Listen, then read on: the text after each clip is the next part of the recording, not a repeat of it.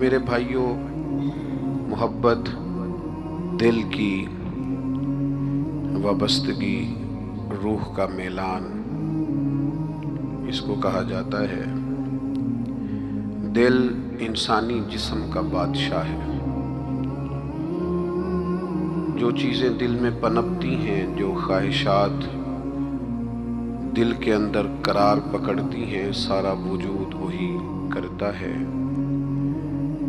انسان کا پورا نظام اسی دل کی فرما برداری کرتا ہے، لیکن ہوتا یہ ہے کہ نہ چاہتے ہوئے بھی، سمجھ بوجھ رکھتے ہوئے بھی، چیزوں کے مضر اثرات سے آگاہی رکھتے ہوئے بھی بعض اوقات دل ایسی چیزوں کی طرف میلان کرتا ہے جو بڑی نقصان دہ ہوتی ہے۔ انسان کے وجود کا بھی، اس کی روح کا بھی، اس کے باطن کا بھی وہ چیزیں بہت زیادہ نقصان کرتی ہیں، لیکن انسان ان سے بعض اوقات نجات نہیں حاصل کر پاتا۔ مثلا سب کو پتہ ہوتا ہے کہ ہرس، لالچ، ہوس ایک اچھی چیز نہیں۔ اللہ تعالیٰ اگر ضروریات کا رزق عطا کر دے اور ضروریات پوری ہونے لگ جائیں تو بہت اچھا ہے، لیکن نہ چاہتے ہوئے بھی بعض لوگ مال کی ہرس میں، ہوس میں، لالچ میں مبتلا ہو جاتے ہیں۔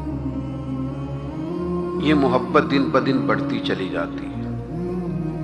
وہ خود اپنے آپ سے کئی دفعہ سوال کرتے ہیں کہ یا دل تو نے تو ایک دفعہ یہ کہا تھا کہ بس میری ضروریات پوری ہونے لگ جائیں، 2 وقت کی روٹی چلنے لگ جائے، بچوں کے اخراجات نکلنے لگ جائیں، سر چھپانے کو ایک مکان مل جائے تو کافی ہے، اب تو کدھر نکل گیا۔ لیکن بہت سارا اس سے بڑھ کر اللہ نے فضل کر دیا، خواہش سے بڑھ کر عطا کر دیا، لیکن کہیں ٹھہراؤ نہیں ہو پا رہا، دل روک نہیں رہا۔ روز مال کی محبت، مال کا لالچ بڑھتا چلا جاتا ہے۔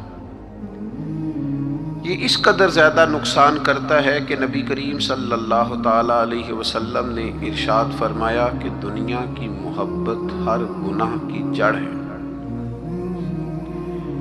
یعنی لوگ سمجھتے ہیں کہ معمولی بات ہے کہ میرے دل میں مال کی محبت بیٹھ گئی ہے، لیکن یہ بڑا گہرا مرض ہے۔ بعض لوگ کہتے ہیں نا کہ یہ مرض آ جائے تو اس کی وجہ سے 70 مرض اور بھی لگ جاتے ہیں۔ تو یہ دنیا کی محبت وہ مرض ہے، مال کی محبت وہ بیماری ہے کہ جس کی وجہ سے سینکڑوں امراض پیدا ہوتے ہیں، حلال حرام کی تمیز اٹھ جاتی ہے، رشتوں کا تقدس پامال ہو جاتا ہے، بہن بھائیوں کے رشتوں میں دراڑ آ جاتی ہے۔ لوگ اس مال کی محبت میں مبتلا ہو کر خونی رشتوں تک کو بھول جاتے ہیں۔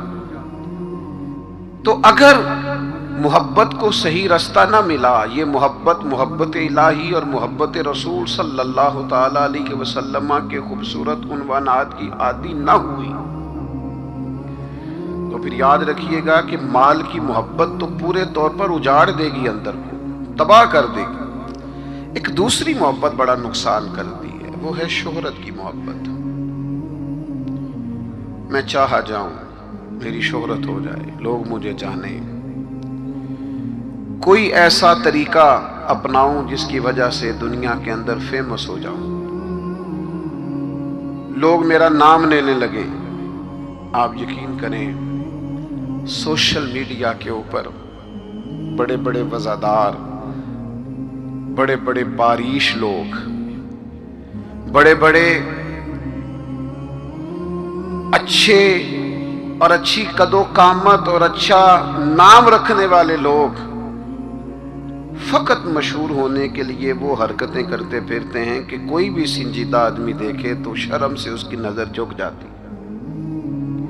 یہ شہرت، اس کا لالچ، یہ شہرت کی طلب اور شہرت حاصل کرنے کے لیے ایسے خطرناک طریقوں کا حصول، شہرت حاصل کرنے کے لیے ایسے کمزور اور ایسے اخلاق سے گرے ہوئے رویے کا انداز تباہ کر دیا اس نے دنیا کو، اجاڑ کے رکھ دیا ہے لوگوں کو۔ آپ یقین کریں، अच्छे भले समझदार लोग थे, अच्छे भले मामला फहम लोग थे, उलझ गए हैं। ज़हन बन गया है कि बस जो कुछ है वो यही शोहरत ही है।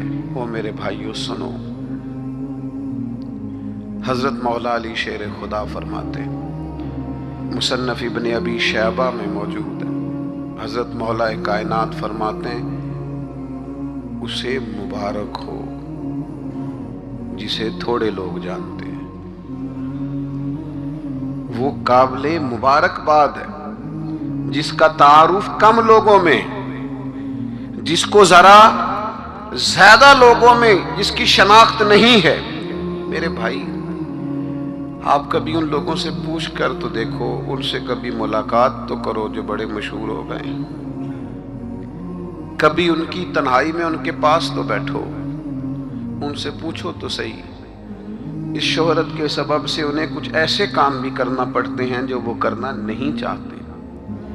उन्हें कुछ ऐसे रस्तों से भी गुजरना पड़ता है जहां से गुजरने का कभी उन्होंने सोचा भी ना था।